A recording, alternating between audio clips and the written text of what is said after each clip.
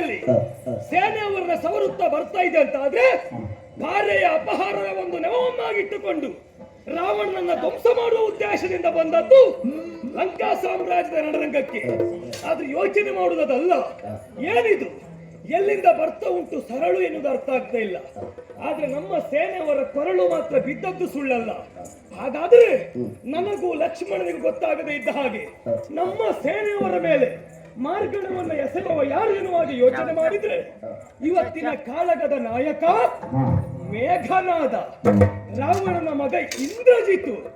ಆಹಾ, ಯಾರಿಗೂ ಕಾಣದೇ ಇದ್ದ ಹಾಗೆ ಮೋಡದ ಮರೆಯಲ್ಲಿ ಶಿವಾನುಗ್ರಹದಿಂದ ಪಡೆದ ರಥವನ್ನು ನಿಲ್ಲಿಸಿ ಅಂಬನ್ನ ಎಸೆತಾ ಇದ್ದಾನೆ. ಅವನ ಇಂಬು ನಮ್ಮ ಕಣ್ಣ ಮುಂದೆ ನಿಲ್ಲಬೇಕು ಅಂತಾದ್ರೆ ಶಬ್ದ ಬಂದದ್ದು ಅಲ್ಲಿಂದಲ್ವಾ, ಶಬ್ದದ ಹಿಂದಿರುವವ ಬರಬೇಕು. ಅದಕ್ಕಾಗಿ ಶಬ್ದವೇ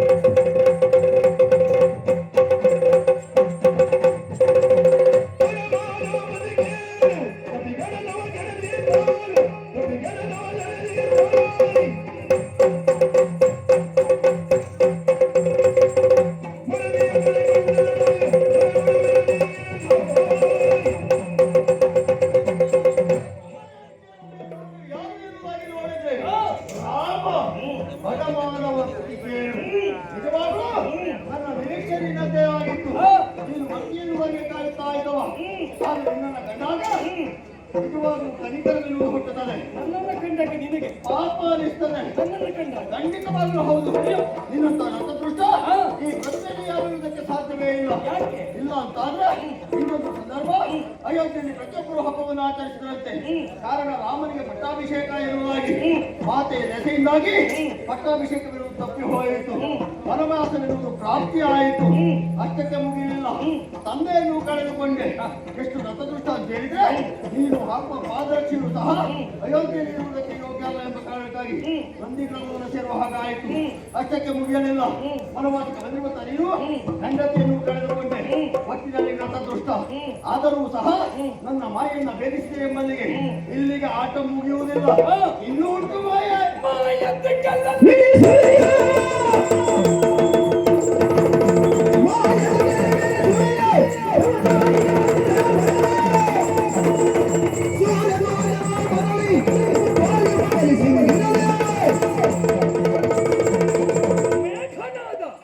ಆಕ್ಷೇಪದ ಸುರಿಮಳೆಯನ್ನು ರಾಮನ ಮೇಲೆ ಹೊರಿಸ್ತಾ ಇದ್ಯಾ, ನತದೃಷ್ಟ ಎನ್ನುವಾಗಿ ಹೇಳ್ತಾ ಇದ್ಯಾ. ರಾಮನ ಜೀವನದಲ್ಲಿ ಅಂದಿನಿಂದ ಇಲ್ಲಿಯವರೆಗೆ ಯಾವುದು ನತದೃಷ್ಟ ಆದದ್ದಿಲ್ಲ. ರಾಮನಿಗೆ ಅದು ಅದೃಷ್ಟವಾಗಿತ್ತು. ಹೇಳಿದ್ಯಲ್ಲ, ಸಾಕೇತದ ಸಾರ್ವಭೌಮತ್ವ ಕೈ ತಪ್ಪಿತು ಎನ್ನುವ ಹಾಗೆ. ಅದರಿಂದ ರಾಮನಿಗಾದದ್ದು ಯೋಗ, ರಾವಣನಿಗಾದದ್ದು ದೌರ್ಭಾಗ್ಯ. ಯಾಕೆ ಕೇಳ್ತೀಯ? ನನಗೆ ವನವಾಸ ಬಾರದೇ ಇದ್ದರೆ ನನ್ನ ಭಾರ್ಯ ಅಪಹರಣ ಆಗುವುದಿಲ್ಲ ಆಗಿತ್ತು. ಅಪಹರಣ ಆಗದೇ ಇದ್ದರೆ ನಿಮ್ಮವರ ಸಾವಾಗುವುದಿಲ್ಲ ಆಗಿತ್ತು. ಅಲ್ಲೇ ಯೋಚನೆ ಮಾಡಿ, ರಾಮನೊಬ್ಬ ವನವಾಸ ದೀಕ್ಷೆಯನ್ನ ಕೈಗೆತ್ತಿಕೊಳ್ತಾನೆ ಅಂತಾದ್ರೆ ರಾವಣಾದಿ ದೈತ್ಯರ ಹನನ ಆಗಬೇಕೆನ್ನುವುದೇ ಅರ್ಥ. ಮತ್ತೆ ಏನಂದ್ರೆ ದಶರಥ ಚಕ್ರವರ್ತಿ ಪ್ರಾಣವನ್ನ ಕಳೆದುಕೊಂಡ. ಹುಟ್ಟುವ ದಶರಥನಿಗೆ ಚಿರಂಜೀವಿಯಾಗು ಎನ್ನುವಾಗ ಯಾವ ದೇವಾನು ದೇವತೆಗಳು ವರವನ್ನ ಕೊಟ್ಟದ್ದಿಲ್ಲ. ಏನು ಮಾಡೋಣ ಹೇಳು? ಜಾತಸ್ಯ ಮರಣಂ ಧ್ರುವಂ, ಹುಟ್ಟಿದವ ಸಾಯಲೇಬೇಕು, ಪುನರಪಿ ಹುಟ್ಟಲೇಬೇಕೆನ್ನುವುದುಂಟು. ನಾನು ಪಟ್ಟಾಭಿಷಕ್ತನಾಗಿ ಅಯೋಧ್ಯೆಯಲ್ಲಿದ್ದರೂ ದಶರಥನಿಗೆ ಸಾವು ತಪ್ಪಿದ್ದಲ್ಲ. ಮತ್ತೇನಂದ್ರೆ ಪಾದುಕೆಯನ್ನು ಸೆಳೆದುಕೊಂಡ, ಅದಲ್ಲ. ಅಯೋಧ್ಯೆಯಲ್ಲಿ ಇರುವುದಕ್ಕೆ ಯೋಗ್ಯತೆ ಇಲ್ಲ ಪಾದುಕೆಗೆ ಎನ್ನುವ ಹಾಗೆ ಹೇಳಿದೆ. ಯಾರು ಹೇಳಿದ್ದು? ಅಖಂಡ ಆರ್ಯಾವರ್ತದಲ್ಲಿ ಸೂರ್ಯ ರಶ್ಮಿ ಎಲ್ಲಿಯವರೆಗೆ ಬೀಳ್ತದೆಯೋ ಅಲ್ಲಿಯವರೆಗೆ ಸೂರ್ಯ ವಂಶದವರ ಆಡಳಿತ ಇದೆ. ಆ ವ್ಯಾಪ್ತಿಯಲ್ಲಿ ಎಲ್ಲಿಯೇ ಇದ್ದರೂ ಅದು ಅಯೋಧ್ಯವರ ಆಳ್ವಿಕೆಯಾಗಿರ್ತದೆ. ನಂದಿಗ್ರಾಮ ಏನು ಸಾಕೇತಕ್ಕೆ ಹೊರತುಪಡಿಸಿದಲ್ಲ, ನಂದಿಗ್ರಾಮ ಸಾಕೇತದ ವ್ಯಾಪ್ತಿಯಲ್ಲೇ ಇದ್ದದ್ದು. ಎಲ್ಲಿದ್ದರೂ ರಾಮನೇ ಇರಬೇಕಂತಿಲ್ಲ. ರಾಮನ ಒಂದು ವಸ್ತು ಇದ್ದರೂ ಅದು ಶಾಸನವಾಗಿ ವಿಧಿಸುತ್ತದೆ ಆಹಾ. ಎನ್ನುವುದಕ್ಕೆ ಸಾಕ್ಷಿ ಯಾರದ್ದಾದರೂ ಪಾದುಕೆ ಇದುವರೆಗೆ ಶಾಸನ ಮಾಡಿದ್ದುಂಟೇನೋ? ರಾಮನ ಪಾದುಕೆಯು ಶಾಸನವಾಗಿ ನಂದಿ ಗ್ರಾಮದಲ್ಲಿ ಇಡಲ್ಪಡ್ತದೆ ಅಂತಾದ್ರೆ ನೋಡು, ರಾಮನ ಪಾದುಕೆಗಿರುವಂತ ಯೋಗ್ಯತೆ ನೋಡು. ಅದನ್ನು ತಿಳಿದಾದರೂ ರಾಮನ ಯೋಗ್ಯತೆಯನ್ನು ಅರ್ಥ ಮಾಡಿಕೊ. ಮತ್ತೆ ಮಡದಿಯನ್ನ ಕಳೆದುಕೊಂಡ ಅಧಮ, ಅದೇ ಹೌದು ಅಂತಾದ್ರೆ ಯಾರು ಇಲ್ಲದ ವಾತಾವರಣವನ್ನು ನಿರ್ಮಾಣ ಮಾಡಿ ರಾಮನ ಮಡದಿಯನ್ನ ಕದ್ದು ತರ್ತ ರಾವಣ ಅಂತಾದ್ರೆ ಅವ ಎಲ್ಲಿಯ ಬಂಡ ಅಂತ ಹೇಳಬೇಕಾಗ್ತದೆ. ಕದ್ದು ತಂದವನ ನೀನು ಶ್ರೇಷ್ಠನವಾಗಿ ಹೇಳುವುದು ಹೌದು ಅಂತಾದ್ರೆ ನನ್ನನ್ನು ಆಕ್ಷೇಪ ಮಾಡುವುದಕ್ಕೆ ಮುಂದಾಗಬೇಡ. ಕದ್ದು ತಂದವನನ್ನ ಒದ್ದು ಬುದ್ಧಿಯನ್ನಾದರೂ ಕಲಿಸಿ ಮುದ್ದು ಮಡದಿಯನ್ನ ಕೊಂಡೊಯ್ಯುವುದಕ್ಕಾಗಿ ಬಂದವ ರಾಮ ಏನು ಮಾಯಕದಾಟವನ್ನು ಆಡಿದೆ ಎನ್ನುವಲ್ಲಿಗೆ ಭೇದಿಸುವುದಕ್ಕಾಗುವುದಿಲ್ಲ ಅಂತ ಮಾಡಿದ್ಯಾ? ಈ ಮಾಯಕವನ್ನೇ ನೀನು ಆಶ್ರಯಿಸಿ ಯುದ್ಧ ಮಾಡ್ತೀಯ ಅಂತಾದ್ರೆ ಏನು ಸಾಮರ್ಥ್ಯ ಇಲ್ಲವ ನಿನ್ನಲ್ಲಿ?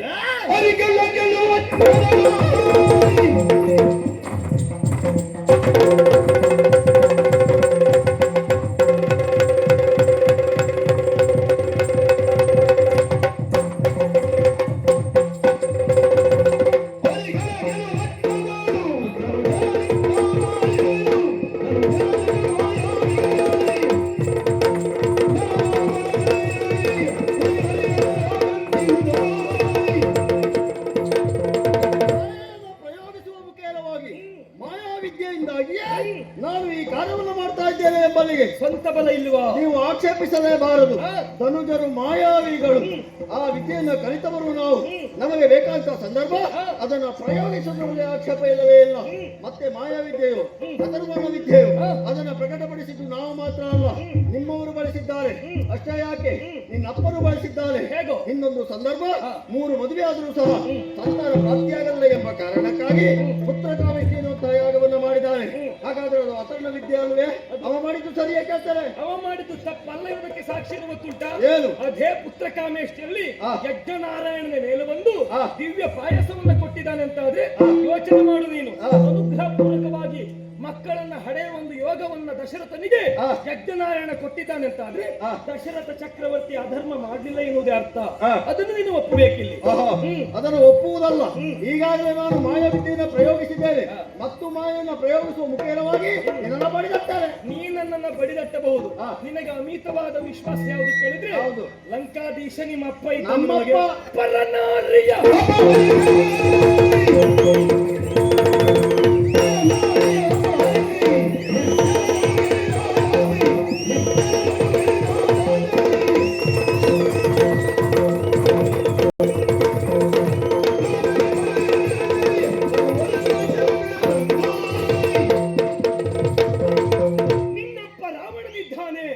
ಅವನಿಗಿದ್ದ ವಿಕ್ರಮ ಯಾರಿಗೂ ಇಲ್ಲ ಏನು ಅಂತ ಹೆಮ್ಮೆಯಿಂದ ಹೇಳಿಕೊಡೋದಕ್ಕೆ ಮುಂದಾಗ್ತಾ ಇದ್ಯಾ? ಏನು ರಾವಣನ ವಿಷಯ ಗೊತ್ತಿಲ್ಲ ಅಂತ ಮಾಡಿದ್ಯಾ? ಪರನಾರಿಯರನ್ನ ಅಪಹರಿಸಿ ನಿರ್ಜರರನ್ನ ಗೆಲಿದ ಸಾಹಸಿ ಎನ್ನುವುದನ್ನು ಅರ್ಥ ಮಾಡಿಕೊಂಡೆ. ಯೋಚನೆ ಮಾಡು, ಉಳಿದ ಹೆಣ್ಣು ಮಕ್ಕಳನ್ನ ನಾವು ಅಪಹರಣ ಮಾಡಿದರೆ ನಮ್ಮಲ್ಲಿಯೇ ಹೆಣ್ಣು ಮಕ್ಕಳನ್ನ ಮತ್ತೊಬ್ಬರು ಅಪಹರಣ ಮಾಡ್ತಾರೆ. ಹೌದು, ಯಾಕೆ? ಒಬ್ಬರದ್ದು ಮುಖ ನೋಡ್ಲಿಕ್ಕೆ ಆಗುದಿಲ್ಲ. ಮಾಡು, ನಿಮ್ಮಲ್ಲಿ ಮುಖ ನೋಡ್ಲಿಕ್ಕೆ ಆಗದೇ ಇದ್ದದಿದ್ರು ಅಂತ ಮುಖದವರೇ ಅಪಹರಣ ಮಾಡುದು. ಯಾರು ಹೇಳಿದ್ರು? ಈಗ ಮಧುದಾನವ ಕುಂಭಿನಸಿಯ ಅಪಹರಣವನ್ನ ಮಾಡಿದ. ನೀವೆಲ್ಲರೂ ಲಂಕೆಯಲ್ಲಿದ್ದಾಗಲೂ ಕುಂಭಿನಸಿಯ ಅಪಹರಣ ಆಯಿತು ಮಧುದಾನವನಿಂದ ಅಂತಾದ್ರೆ ಯೋಚನೆ ಮಾಡಬೇಕು. ತಲೆಗೆ ಹಾಕಿದ ನೀರು ಯಾವತ್ತಿದ್ದರೂ ಕಾಲಿಗೆ ಬರಲೇಬೇಕು. ನೀವು ಮಾಡಿದ ಪಾಪದ ಕರ್ಮದ ಫಲ ನೀವೇ ಊಟ ಮಾಡಬೇಕು. ಒಂದು ವಿಷಯ ಹೇಳುತ್ತೇನೆ, ಬಂದದ್ದು ಮಡದಿಯಾದ ಸೀತೆಯನ್ನು ಬಿಡಿಸಿಕೊಂಡು ಹೋಗುವುದಕ್ಕೆ.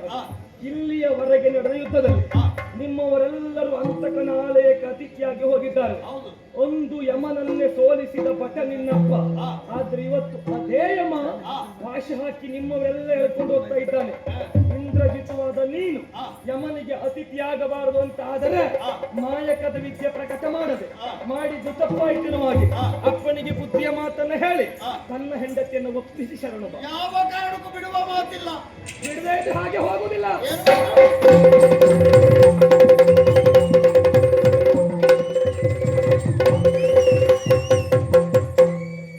ಯುದ್ಧವನ್ನು ಮಾಡಿದ, ಸೋಲಾಗುತ್ತದೆ ಎನ್ನುವ ಕಾರಣಕ್ಕಾಗಿ ಮತ್ತೆ ರಥವನ್ನು ಮೋಡದ ಮರೆಯಲ್ಲಿ ನಿಲ್ಲಿಸಿದ್ದಾನೆ.